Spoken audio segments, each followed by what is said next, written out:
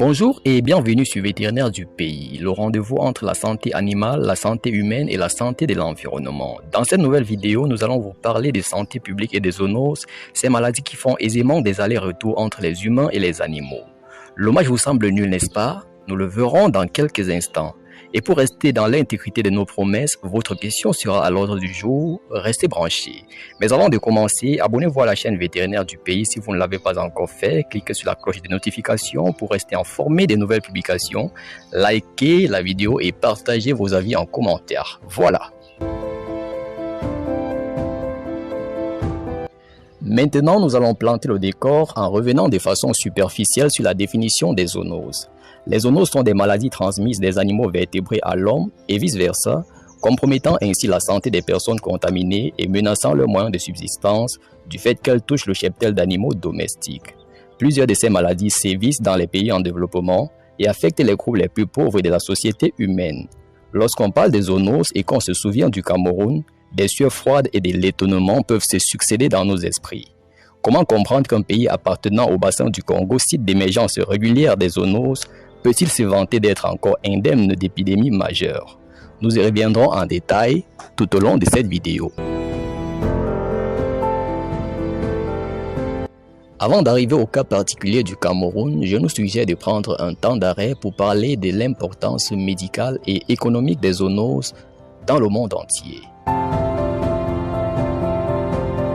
Commençons par l'importance médicale des zoonoses.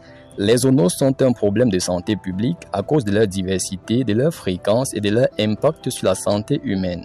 Selon l'Organisation mondiale de la santé, il existe plus de 250 zoonoses. Une analyse des agents pathogènes humains a révélé que 58% des espèces étaient zoonotiques et 13% émergentes, dont 73% étaient zoonotiques. Une étude similaire a révélé que 26% des agents pathogènes humains ont également infecté les animaux domestiques et sauvages. Actuellement, presque tous les vertébrés sont impliqués au moins dans la dynamique d'une zoonose.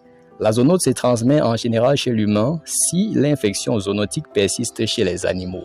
C'est le cas de la rage ou de la tuberculose par exemple. La fréquence des zoonoses varie pour chaque maladie et dépend de la répartition géographique des réservoirs animaux, des agents et de la densité de la population, ainsi que de l'efficacité des mesures de contrôle.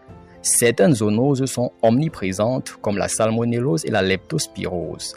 Les autres sont géographiquement restreintes comme la peste ou diverses maladies dues aux arbovirus, dont la fièvre jaune. On estime actuellement que 13 zoonoses sont responsables de 2,4 milliards de cas de maladies humaines et de 2,2 millions de décès par an. La grande majorité se produit dans les pays à faible et moyen revenu. On peut ainsi citer la toxoplasmose, la tuberculose zoonotique et la fièvre Q. Dans les pays en développement, les zoonoses sont responsables de millions de cas de maladies et de décès, soulignant non seulement leur rôle néfaste sur les vies humaines, mais aussi leur fardeau économique important. Enfin, notons que la charge mondiale de morbidité rend compte de l'impact des zoonoses sur la santé humaine en termes d'années de vie ajustées à l'incapacité, en abrégé DALI.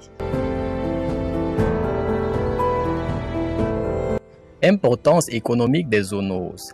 Les zoonoses représentent également un énorme fardeau économique pour les humains en raison de la perte d'animaux malades et de la production agricole.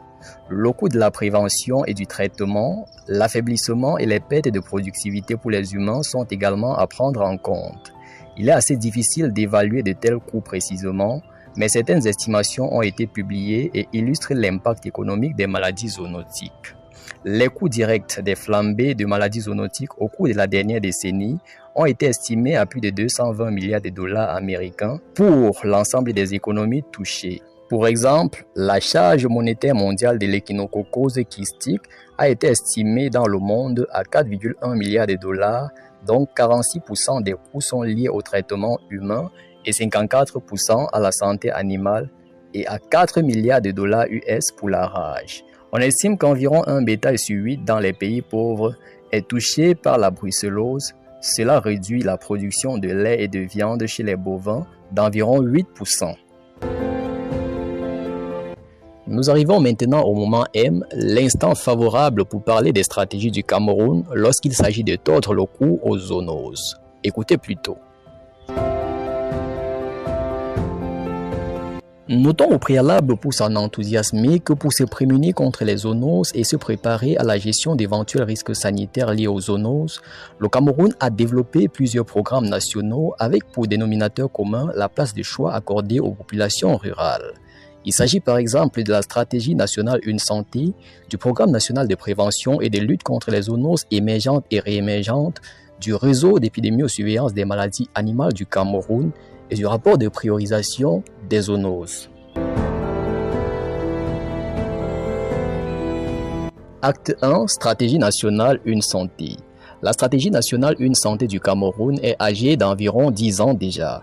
Elle a pour ambition de redonner un nouveau visage au système de santé camerounais, intégrant une approche multisectorielle. Elle valorise la collaboration entre la santé humaine, la santé animale, l'environnement et toutes les autres disciplines impliquées dans la santé. Acte 2. Le programme national de prévention et de lutte contre les zoonoses émergentes et réémergentes, affectueusement appelé programme zoonose. Le programme national de prévention et de lutte contre les zoonoses émergentes et réémergentes a été adopté en 2012 au Cameroun avec pour ambition de faire de ce pays, à l'horizon 2035, une référence internationale en matière de lutte contre les zoonoses émergentes et réémergentes. Partant du constat que la recherche actuelle sur les zoonoses n'est pas faite dans un cadre multidisciplinaire, le programme zoonose se présente comme un outil de mise en œuvre de l'approche Une Santé. De plus, le Cameroun, de par sa position géographique au niveau du golfe de Guinée, est dans un bassin à risque zoonotique permanent. Ce pays a une population d'environ 27 millions d'habitants, dont 48% vivent en zone rurale où certaines pratiques socio-culturelles, comportementales et socio-professionnelles peuvent contribuer à la transmission des zoonoses. C'est pourquoi le Programme national de prévention et de lutte contre les zoonoses a considéré les populations rurales comme l'un des bénéficiaires majeurs de ces activités, parmi lesquelles la sensibilisation et la recherche en milieu rural occupent une place majeure. Acte 3. Réseau d'épidémiosurveillance des maladies animales du Cameroun, le RESCAM. Le réseau d'épidémiosurveillance des maladies animales du Cameroun est l'organe du ministère de l'Élevage, des Pêches et des Industries animales qui s'occupe de la surveillance des maladies animales, y compris des zoonoses. La dernière évaluation de ce réseau s'est déroulée en 2018 à l'aide de l'outil d'évaluation des systèmes de surveillance élaboré par l'Organisation des Nations Unies pour l'alimentation et l'agriculture. La collecte des données s'est faite grâce aux questionnaires et guides d'entretien renseignés par les autorités de santé animale issues des régions de l'Ouest, du littoral, du centre, du nord, du sud et de l'Est. Les résultats ont été collectés par 2 équipes et compilés dans 2 questionnaires qui ont servi à la notation des 90 indicateurs.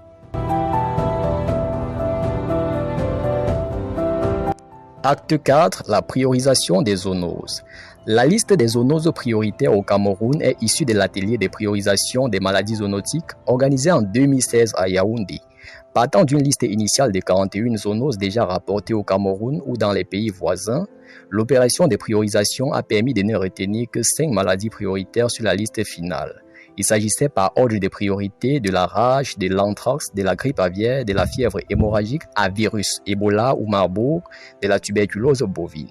Ces maladies avaient obtenu les meilleurs scores pondérés pour les 5 critères de priorité retenus à l'occasion de l'atelier de priorisation, comme suit.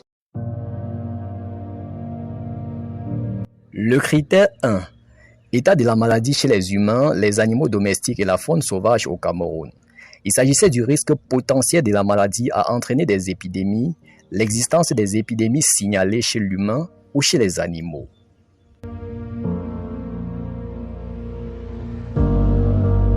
Le critère 2. Mortalité, morbidité et handicap chez l'homme. Il s'agissait bien évidemment d'évaluer les retombées négatives de la maladie sur la population humaine. Le critère 3. Potentiel de propagation rapide parmi les animaux et les humains. Ici était prise en considération la vitesse avec laquelle la maladie se transmet d'humain à humain et d'animal à humain. Le critère 4. Impact socio-environnemental et économique de la maladie. Ce critère était en rapport étroit avec le poids de la maladie ou des mesures prises pour son contrôle pouvant entraîner des stigmatisations et des perturbations économiques et communautaires. Et enfin, le critère 5, capacité de détection, de prévention et de contrôle des maladies zoonotiques dans le pays. Il s'agissait ici de mesurer la capacité du pays à détecter et à contrôler la maladie.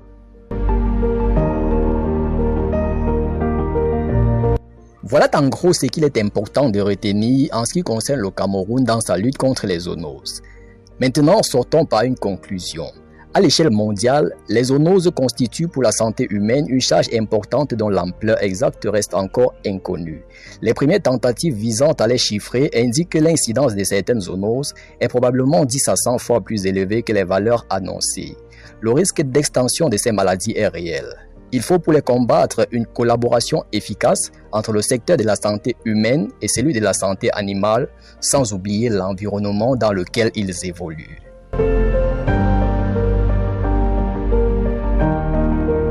Chose promise, mesdames et messieurs, chose due, voici l'instant de la question du jour. Au vu de ce que vous avez appris dans cette vidéo, citez une zoonose que vous connaissez. Quels sont les moyens efficaces pour lutter contre cette zoonose? Vos réponses sont attendues en commentaire.